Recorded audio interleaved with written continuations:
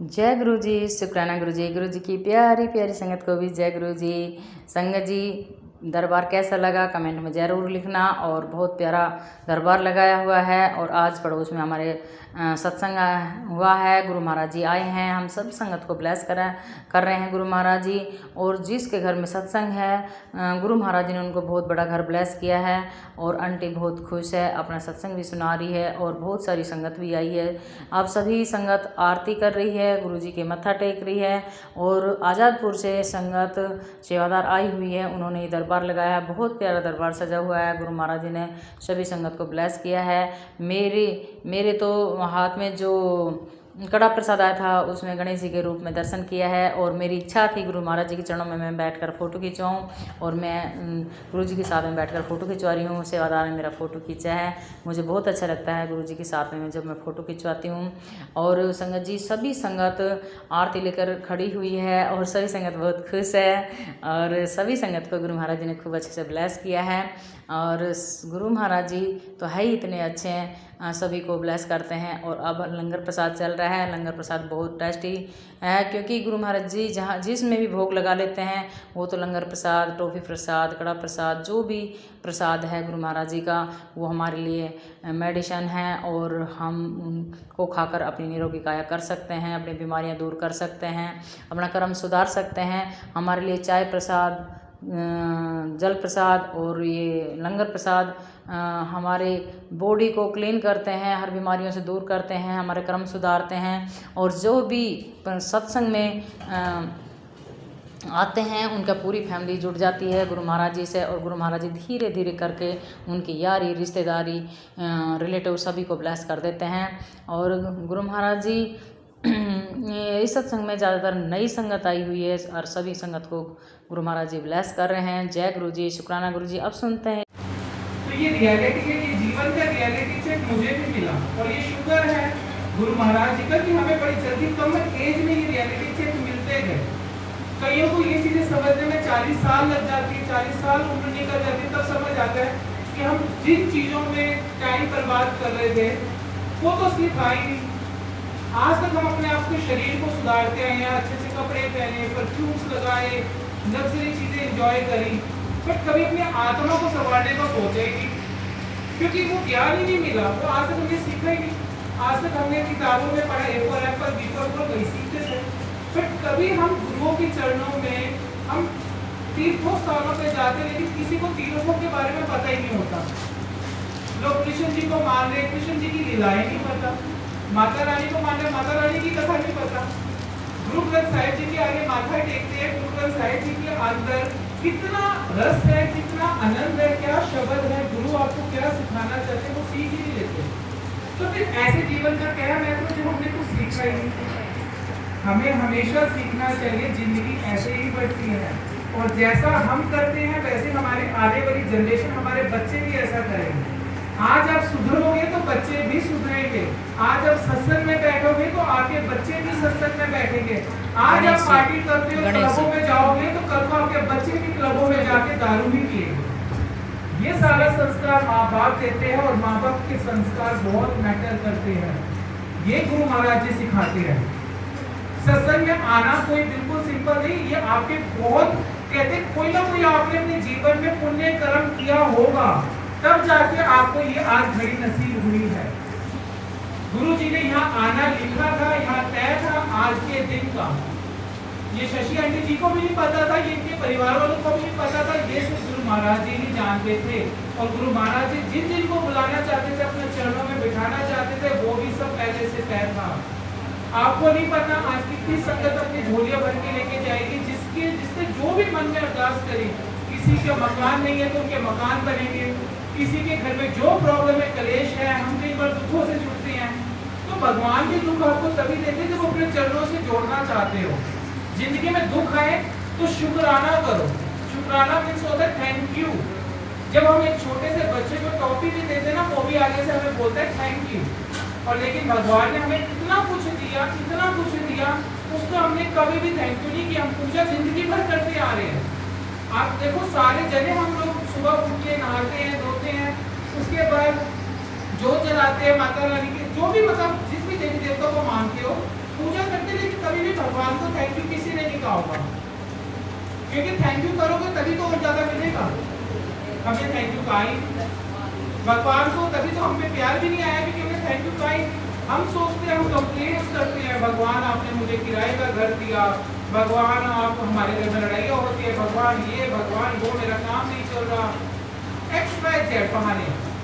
अब लेकिन कभी भी आपने ये नहीं सोचा, कल मैं एक वीडियो देख रहा था सोशल मीडिया पे, इंस्टाग्राम पे, तो इंस्टाग्राम पे एक लेडी की मेरे पास वो आई वीडियो, उसमें उस औरत के ये दोनों हाथ और दोनों पैर नहीं है, और वो फॉरेन कंट्री की लेडी है, उसके दोनों हाथ और दोनों पैर नहीं है, उसके बावजूद वो लेडी अपने घर के सारे काम कर रही है, वो मेकअप भी कर रही है। जस्ट इमेजिन कर सकते हो, जिसके दोनों हाथ और दोनों पैर ना हो, वो लेडी मेकअप कर रही है, वो लेडी अपने छोटे छोटे काम कर रही है। हम सोच नहीं सकते क्योंकि हमें तो भगवान ने सब दिया है, हम इसके नाशुक्र लोग हैं। हमें इतना कुछ दिया, हमें 2 हाथ दिए हैं, इन 2 हाथों से हम सत्संग में आ सकते हैं, सेवा कर सकते हैं। हमें गुरु जी ने आंखें दी है जिससे हम गुरु का दीदार कर सकते हैं, हमें पैर दिए हैं, हम सत्संग की तरफ भी चल सकते हैं। हमें इंसानी सत्संग सुनेंगे ना, ये सत्संग है, ये सोच सकते हैं कि क्या सही रास्ते क्या गलत है। अरे वीडियो ही तो बनाएंगे। और प्लीज कोई भी बुरा बाद में मत तो फिर मानना, चला जाएगा गुरु जी सब। माफ, अगर किसी को भी बुरा लगा, क्योंकि गुरु जी महाराज जी के इधर का नियम ही यही है। गुरु जी कहते हैं कि मेरे नाम जुड़ो, कनेक्ट, डायरेक्ट कनेक्ट करो, क्योंकि आजकल आपको भटकाने वाले बहुत लोग मिलेंगे, लेकिन सच्ची रास्ते पे लेकर जाने वाले गिने चुने हैं। तो हमें सच के मार्ग से जुड़ना है। हम आजकल गुरु जी, अगर आई थिंक काफी सारी संगत जो है नहीं है, ऑलमोस्ट आई थिंक नए लोग हैं शायद यहाँ पे, जिनको गुरु जी के बारे में नहीं पता। तो मैं आपको बताऊं कि गुरु जी के बारे में, गुरु जी ना कोई उपदेश दिया करते थे, गुरु जी ने सिंपल सा फॉर्मेट होता था गुरु जी के दरबार का। आप बड़े मंदिर जाते थे या गुरु जी के सत्संग में आते हुए, जैसे आपने देखा, हमने कई बार एक संगत को प्रसाद भी दिया, तो उन्होंने कहा कि हमने नहीं पीनी, क्योंकि उन्होंने इसको साधारण सी चाय समझी। उनको लगा हम शायद चाय दे रहे हैं, सिर्फ ये चाय नहीं होती। यहाँ पे जब गुरु जी के सत्संग में आपको कुछ भी मिलता है, वो उनका भोग लगा हुआ प्रसाद होता है। आपकी किस्मत में था, लेकिन आपने उसको स्वीकार नहीं किया, जिस कारण से उससे आपके कई कष्ट कट गए थे। गुरु जी के इधर दरबार में आके ऐसी ऐसी प्रॉब्लम लोगों की ठीक हुई है, लोगों के कैंसर तक ठीक हुए हैं। आपसे नेट पे भी सर्च करना, सब कुछ लोग स्पेशली बड़े मंदिर जाते हैं जिनको कैंसर होता है वहाँ पे ठीक होने के लिए, क्योंकि जिनको डॉक्टर जवाब दे देते हैं ना, तो डॉक्टर भी कहता है भगवान के हाथों, तो भगवान के हाथों ही सब कुछ होता है। तो ये छोटी छोटी बातें कि आपको प्रसाद पूरा लेना है, प्रसाद तक एक दिन का भी नहीं छोड़ना होता, क्योंकि वो भोग लगा हुआ है, भोग लगे हुए अमृत को तो वैसे नहीं छोड़ते। और जो चीज़ आपको मिले उसको साधारण चाय मत समझो, यही हमारी सबसे बड़ी गलती होती है। हम सोचते चाय दे रहे हैं, हम तो चाय पीते हैं, तो पी कर रहे हैं, फिर भी पी लो। जो सत्संग में, कहीं पे भी सत्संग पे जाओ, जो भी मिलता है पी लो, ये प्रसाद है। और अगर नहीं मानते गुरु जी को, तो फिर सत्संग में मत आओ, सिंपल सी बात है। देखो मैं ये भी नहीं कहूँगा, अगर आप नहीं मानते वो अलग बात है, आप फैमिली में फिर अलग से आएंगे, है ना। लेकिन अगर आप मानते हैं, और अगर आप नहीं भी मानते, अगर आप रिस्पेक्ट करते हो, आउट ऑफ रिस्पेक्ट होता है ना कि चलो हम किसी भी गुरु के सत्संग में जाते हैं तो हम उनका भी आदर करते हैं, क्योंकि जब हम किसी के धर्म के गुरु का आदर करते हैं ना, तो भगवान भी वो देखते हैं कि हमने क्या किया है। आपको नहीं पता कितने कितने महापुरुष होते हैं, कितने साधु संत होते हैं, उनकी क्या कमाई होती है। प्रेमानंद महाराज जी देखिए ना, कितनी कमाई वाले साधु संत हैं, ऐसे बहुत सारे हैं। तो ये कृपा बरसती है। उसके बाद आप सब शब्द सुनते हो, शब्द में हम लोग सिर ढकते हैं, कई जगहों पे सिर नहीं ढक लोग ढकते हैं, क्योंकि आजकल शो बहुत हो चुका है ना। लोग इतना अच्छे से ड्रेसअप होके आते हैं, सिर नहीं कवर करते, लेकिन वाणी के संस्कार के लिए हमें सिर कवर करना होता है। क्योंकि जब हम गुरुद्वारे जाते हैं, तो वहाँ पे भी सिर कवर करते हैं, क्योंकि शब्द वाणी चलती है। तो सेम फॉर्मेट है कि यहाँ पे भी शब्द गुरबानी चलते हैं, तो संस्कार के लिए, गुरु की रिस्पेक्ट के लिए हम अपना सिर कवर करते हैं। और साइलेंस इसलिए कहा जाता है क्योंकि हमारे पूरे 24 घंटे में आप देखो तो हमारा दिमाग शांत ही नहीं हो पाता। अगर आपको कहा भी गया होगा ना कि प्लीज चुप होकर बैठ जाइए या ध्यान लगाइए, तो आपने देखा होगा कि ध्यान लगाना बड़ा मुश्किल है। जैसे आंखें बंद करोगे ना, तो दिमाग में कई सारे थॉट्स आएंगे, घर परिवार के, फिर अपने बच्चों के, अपने घर वालों के, फिर दिमाग में चीजें घूमेगी आपके, क्योंकि वो ध्यान नहीं लगने देगी, क्योंकि हमारा दिमाग कभी शांत होता कहा जाता है शांत होइए, क्योंकि जब आप अंदर से शांत होंगे, ध्यान से सुनोगे, तो आपका मन शांत होगा, क्योंकि ये मन बड़ा चंचल है। मन शांत होगा तो आपको वो सुकून मिलेगा, वो पॉजिटिविटी जो गुरु जी आपको देना चाहते हैं आपकी झोली में, वो अमृत आएगा। उसके बाद जैसे हम शिव ओंकार की आरती करते हैं, गुरु महाराज जी जो है वो शिव जी का अवतार कहते हैं, वो है भी साक्षात, क्योंकि जितनों ने गुरु जी को माना है उनके साथ प्रैक्टिकली चमत्कार हुए हैं। ऐसा नहीं होता यहाँ पे कि आप आओ और एकदम से सब कुछ बदल जाएगा। आपको सीखना पड़ता है, आपको गुरु से कनेक्ट होना पड़ता है, तब सारी चीजें आपकी जिंदगी में पलटती है। और गुरु जी के दरबार में सबसे निराली बात तो मैं बताना भूल गया कि यहाँ पे 1 रुपया माथा नहीं टिकता, क्योंकि गुरु जी को आप लोगों से कुछ नहीं चाहिए। हम उस मालिक को क्या दे सकते हैं जिनके सामने हम ही भिखारी है, चाहे हम करोड़ोंपति अरबोंपति हो, हम भी भिखारी है उनके आगे, क्योंकि उनके दियो में से ही हम उनको देंगे। तो गुरु जी को यहाँ पे 1 रुपया माथा नहीं टिकता, ना बड़े मंदिर ना यहाँ पे, सिर्फ चढ़ता है गुरु जी को तो वह है आपकी सच्ची श्रद्धा और भाव। अगर आपका भाव सच्चा है, श्रद्धा है गुरु के प्रति, तो आपको वो सब कुछ देखने में समझते हैं कि वो सब कुछ आपकी झोली में दे देंगे। तो उस तरीके से हम गुरु जी को बुलाते हैं, गुरु महाराज जी आते हैं, वो दर्शन भी देते हैं, वो एहसास भी कराते हैं। बट वो एहसास तब होता है जब आप अपनी आंखें बंद करके गुरु जी से जुड़ते हैं।